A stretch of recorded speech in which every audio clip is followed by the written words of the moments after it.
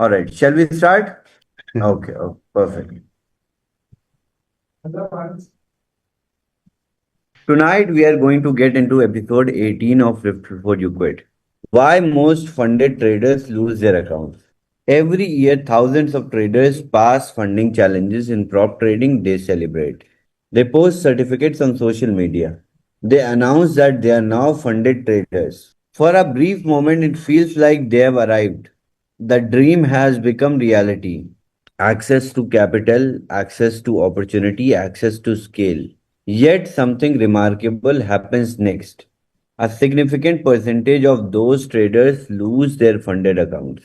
Not because markets become harder, not because their strategies suddenly stop working, not because they forgot everything they learned during the evaluation process. They lose because they encounter a challenge they never prepared for. Managing capital. The distinction is so important that it separates retail trading from professional finance. Most retail traders spend years learning how to trade. Very few spend time learning how to manage capital. And in professional markets, capital management is what determines survival.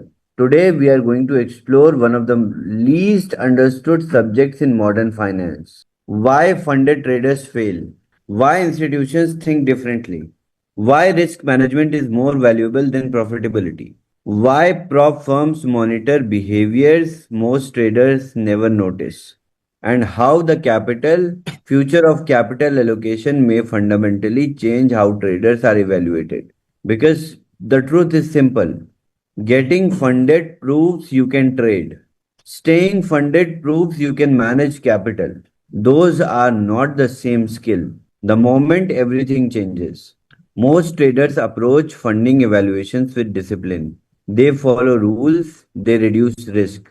They avoid overtrading, they respect drawdown limits. They become patient. Ironically, many traders behave more professionally during evaluations than they do after becoming funded. Why? Because the evaluation creates scarcity. The trader knows one mistake could end the opportunity, risk suddenly matters. Discipline suddenly matters. The evaluation forces professional behavior. Then funding arrives and psychology changes. The pressure disappears. Confidence increases. Position sizes expand. Risk tolerance grows. And the same trader who spent 30 days protecting capital begins taking risks they never would have taken during evaluation. The problem isn't skill. The problem is human behavior. Funded trader transformation. Discipline builds success, but ego destroys accounts. Funding isn't the end, it is the test that really matters. If we look at real market insight, many professional prop firms have internally observed a pattern. The highest risk period for funded traders is often their first 30 days after receiving capital. Because of behavioral changes, success often creates more risk than failure. Failure makes traders cautious. Success makes traders aggressive. Professional capital fears aggression more than caution. The difference between a trader and a capital manager. This may be the most important concept in today's episode. A trader thinks about trades. A capital manager thinks about portfolios. A trader asks, what opportunity should I take? A capital manager asks, how much capital should I allocate? The difference sounds small, but it isn't. It is massive. Let's take a real world example. Trader mindset is Bitcoin looks strong, go all in. Maximum conviction, maximum exposure. Capital manager mindset Bitcoin looks strong, allocate 2%. Monitor exposure. Preserve flexibility. Maintain liquidity. Manage downside risk. Both the individuals have same market opinion. Only one survives long enough to benefit from it. Institutions understand this. That's why hedge funds spend enormous resources building allocation models, not prediction models, allocation models. Because even the best idea becomes dangerous when position sizing is wrong. This is the difference between trader and capital manager.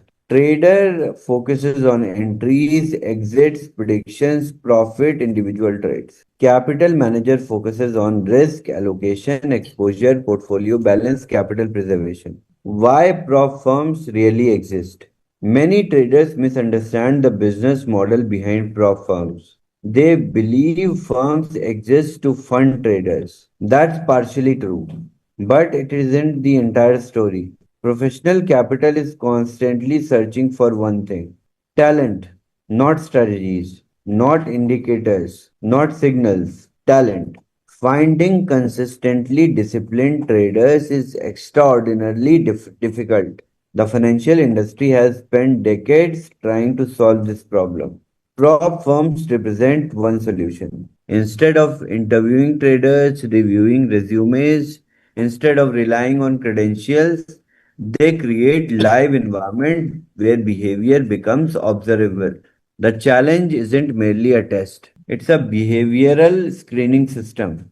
Every action reveals information: position sizing, risk control, patience, discipline, emotional control, consistency. The firm isn't simply evaluating profitability, it's evaluating trustworthiness. Can this person be trusted with larger capital? That's a real question. Prop firm funnel. This we discussed last time also. Around 10,000 applicants when they apply, around 1,500 out of them they pass the challenge. 400 become funded traders. 80 out of them become consistent traders. 20 become elite performers, and 5 institutional quality allocators. The drawdown trap. Most traders think profits determine success. Professionals know drawdowns determine survival. Let's examine two traders, trader A and trader B. In one, 2, 3, 4, 5, 6 trades, trader A books 40% profit, 35% loss, 25% profit, 20% loss, 50% profit, 30% loss. Overall return is minus 12% in loss, while trader B books 4% profit, 5%, 3%, 4%, 5%, 4%. Small profits, but compounding makes total return of 26%. It is less exciting but far more valuable. The market rewards consistency, not excitement. Why? Because capital scales consistency. Capital struggles to scale volatility. This is why many institutional investors would rather allocate millions to trader B than thousands to trader A. The objective isn't maximizing returns. The objective is maximizing risk adjusted returns. That distinction defines professional finance. The drawdown problem. There are two charts, chart A and chart B. Chart A belongs to aggressive trader. Chart B belongs to disciplined trader. Trader chart A shows large gains, large losses, and jagged equity curve. Chart B shows steady gains, controlled drawdowns, smooth equity curve. Capital prefers predictability over excitement. Position sizing is the real strategy.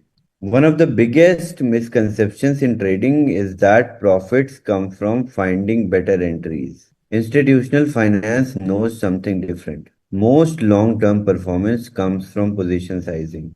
Not entries, not indicators, not predictions. Position sizing. This is why two traders can take exact same trade and produce completely different outcomes. Imagine two traders entering the same Bitcoin position. Bitcoin moves against them by 5%. Trader A allocated 50% of the capital, trader B allocated 2% of the capital. Same market, same trade, same result. Different consequence. Trader A suffers significant damage. Trader B barely notices. The market did not determine survival. Position sizing did. Many hedge funds can be wrong more often than they are right and still outperform markets. Why? Because they focus on asymmetry. Small losses, large winners, controlled exposure. This is one of the reasons why institutional portfolios achieve consistent growth despite relatively average win rates. The position sizing effect. Trader A allocates 50% of allocation in Bitcoin, while Trader B allocates 2% in Bitcoin, and position trade outcome is minus 5%. Portfolio impact on Trader A is 2.5%, while portfolio impact on Trader B is only minus 0.1%. The trade did not change, the allocation did. This is a very long episode, so we will stop here.